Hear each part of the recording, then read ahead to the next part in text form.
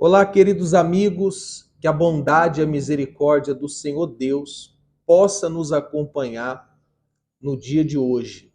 Sejam bem-vindos ao nosso canal, a mais um episódio do Devocional A Boa Parte, com um estudo do Evangelho segundo Mateus. Peço que fique até o final neste vídeo, para que você possa, junto comigo, entender este Evangelho tão precioso que nos revela o Senhor Jesus e que nos ensina como andar perante Ele. Nós já tratamos de alguns assuntos, estamos no capítulo 5, e no capítulo 5 o Senhor Jesus deu início ao sermão da montanha, o sermão do monte. E neste sermão, muitos são ou foram os ensinamentos que ele nos deixou. Já vimos sobre as bem-aventuranças, sobre o nosso dever de ser sal e luz, luz para o mundo, sal para a terra. Já vimos também que Cristo, ele é o cumpridor da lei e o cumprimento da profecia ou da promessa. No último episódio, nós vimos que o Senhor Jesus, ele faz uma espécie de um upgrade na lei, ele aperfeiçoa a lei, e agora ele pega os mandamentos que o Senhor Deus deixou e traz também para o lado de dentro. Eu falava no episódio anterior que os 10 mandamentos, a maior parte deles tem a ver com o lado de fora, como foi o caso do não matarás, que falamos no episódio de ontem. Então, a lei dizia, não mate, não mate. O Senhor Jesus diz assim, ó, se você odiar o seu irmão, você já está matando. Então nós falamos disso no episódio anterior. Tá tudo aí no nosso canal para que você venha se situar e ter um entendimento claro e completo deste sermão da montanha, tá bem? Já deixa a sua Bíblia aberta em Mateus, capítulo 5, versículo 27. E antes de iniciarmos a leitura, eu peço a você que se inscreva no nosso canal, que compartilhe com os seus amigos e deixe aqui abaixo o seu comentário, suas dúvidas, sua sugestão e aquilo que você quiser compartilhar conosco, tá bem? Mateus capítulo 5, versículo 27. A exemplo do que Jesus disse antes, ele diz assim agora: ouvistes o que foi dito? Não cometerás adultério. Ouvistes o que foi dito, ou seja, a lei disse, Deus disse por meio da lei, não adulterarás. Ponto. Versículo 28. Eu, porém, vos digo que qualquer que olhar para uma mulher com intenção impura, em seu coração já cometeu adultério com ela. Veja a importância que o Senhor Jesus dá para o interior. Volto a dizer o que eu falei no último episódio. O Senhor nos mostra a importância do interior. Não é o suficiente eu não trair a minha esposa. Eu não devo olhar para outras mulheres com intenção impura. Porque se eu olhar, eu já vou estar adulterando com ela, eu já vou estar traindo a minha esposa com esta mulher. Então aqui a gente percebe, tanto aqui quanto no episódio anterior, que pecado não é apenas o que é do lado de fora, mas também o que acontece do lado de dentro. E uma das indignações de Jesus com respeito aos fariseus e aos escribas, aos religiosos, é que por fora eles aparentavam ser pessoas santas e de Deus, mas por dentro eles estavam corrompidos, eles estavam entregues aos seus desejos e aos seus pecados. Então, volte os seus olhos para o seu interior. Avalie como está o seu coração. Perceba o que tem ocupado os seus olhos, o que você tem colocado frente aos seus olhos. Porque, sem percebermos, nós podemos estar pecando contra o nosso Deus aqui dentro. E isso é tão sério, mas tão sério, que Jesus diz assim no versículo seguinte: se o teu olho direito te leva a pecar, arranca-o e lança-o fora de ti. É radical a orientação que Jesus dá. Ele não está dizendo, claro, no sentido literal de arrancar o olho, mas se preciso for, arranquemos o olho. Veja que a questão do pecado no Novo Testamento é duramente combatida pelo Senhor Jesus.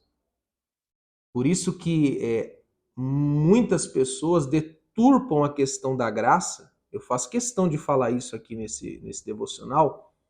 O grande problema da hipergraça, aonde as pessoas elas alegam o seguinte: Cristo morreu por mim pelos meus pecados, logo eu estou perdoado dos meus pecados. E por isso eu posso viver no pecado. É a hipergraça. Só que a hipergraça é um movimento herético e diabólico, pois esse Jesus que morreu por nós, ele trata o pecado, ou ele se refere ao pecado como algo tão mal, tão cruel, tão perverso, tão nocivo, que se preciso for arrancar um olho para não pecar, nessa questão do adultério, é válido. Então, Cristo morreu por nós e não nos deu o direito de viver no pecado. É claro que todos pecamos, todos somos pecadores. Mas quando estamos em Cristo, o pecado já não nos domina mais. Uma prova de que a pessoa é salva é que ela não vive mais na prática do pecado. E a gente poderia pensar em várias situações aqui. Se o teu celular te faz pecar, tira ele da sua vida. Se aquela amizade te faz tropeçar, tira ela da sua vida. Não é que o celular ou a amizade ou alguém te faz, no sentido de te obrigar a pecar, mas se te influencia, se é uma tentação que você não está conseguindo suportar, tira ela da sua vida. O que for preciso tirar para que eu não venha pecar, eu preciso tirar, eu tenho que estar disposto. E o Senhor Jesus fala, tira. Ele não está dizendo assim, eu vou tirar. Não, tira. Porque o negar a nós mesmos, como a própria expressão diz, cabe a nós. Não é Deus que vai tirar. Sou eu que tenho que, capacitado por Ele, pelo Espírito dele, tomar essa decisão. Então, o que tem te feito tropeçar? Ou quem tem te feito tropeçar? Arranca da sua vida. Se afaste de tudo aquilo que tem te afastado de Deus. Porque por mais que Deus te ame, se você está vivendo no pecado, você está separado dele. Os vossos pecados, as vossas transgressões, disse o profeta, fazem separação entre vocês e o vosso Deus. Então, lancemos para longe de nós o que nos faz tropeçar. E a continuação do versículo 29 e o versículo 30, ele tem uma importância muito grande, eu queria entender e ir a fundo nele. Jesus continua dizendo, pois te é mais proveitoso perder um dos teus membros do que todo o seu corpo ser lançado no inferno.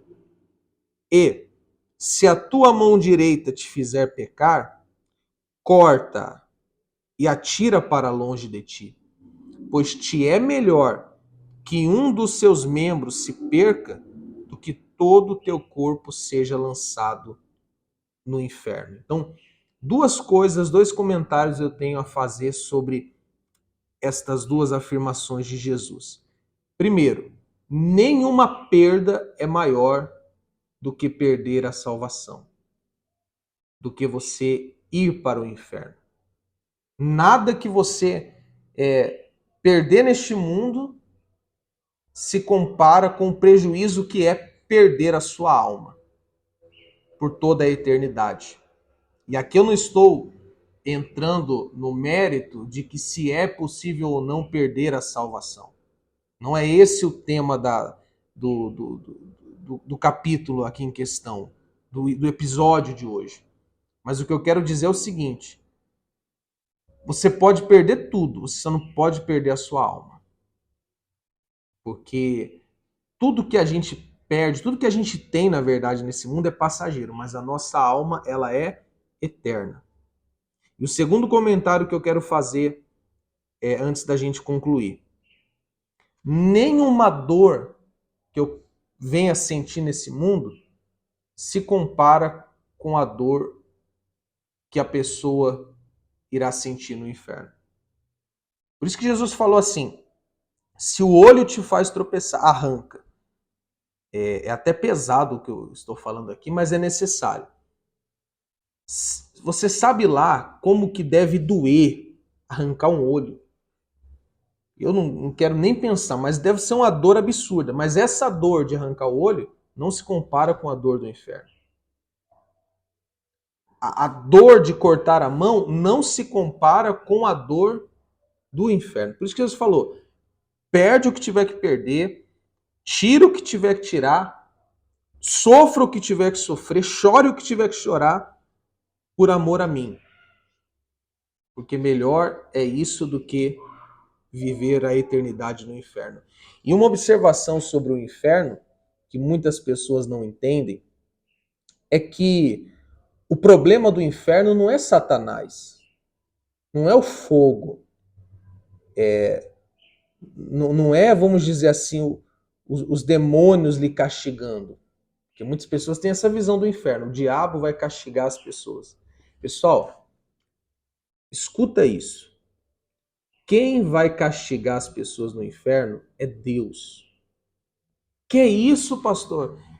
É Deus. É Deus quem há de castigar as pessoas no inferno.